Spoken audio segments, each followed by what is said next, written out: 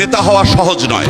পদ পেলেই আপনি নেতা তা কিন্তু নয়। নেতা হতে হলে উদার হতে হবে, কর্মীদের ভাইয়ের মতো আগলে রাখতে জানতে হয়। অনেক বড় বড় পদধারী ব্যক্তিকে দেখেছি যাদের পদ চলে যাওয়ার পর তাদের পাশে আর কাউকেই দেখা যায়নি। বিপরীতে কারো কারো পদ নেই, কিন্তু তাদের পাশে অসংখ্য লোক থাকে, কারণ তারা জানেন কিভাবে ভালোবাসতে হয়, কাছে টানতে হয়। পদ আছে বলে আজ আপনার কাছে অনেকেই আসছে, তারা কিন্তু আপনার কাছে নয়, পদের কাছে আসেন, আসতে বাধ্য হচ্ছেন।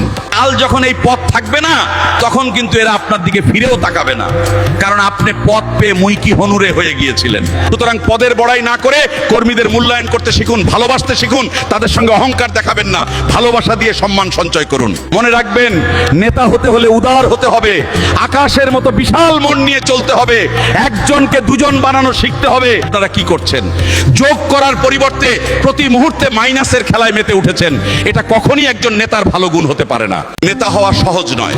পদ পেলেই আপনি নেতা তা কিন্তু নয়। নেতা হতে হলে উদার হতে হবে, কর্মীদের ভাইয়ের মতো আগলে রাখতে জানতে হয়। অনেক বড় বড় পদধারী ব্যক্তিকে দেখেছি যাদের পদ চলে যাওয়ার পর তাদের পাশে আর কাউকেই দেখা যায়নি। বিপরীতে কারো কারো পদ নেই, কিন্তু তাদের পাশে অসংখ্য লোক থাকে, কারণ তারা জানেন কিভাবে ভালোবাসতে হয়, কাছে টানতে হয়। পদ আছে বলে আজ আপনার কাছে অনেকেই আসছে, তারা কিন্তু আপনার কাছে নয়, পদের কাছে আসেন, আসতে বাধ্য হচ্ছেন।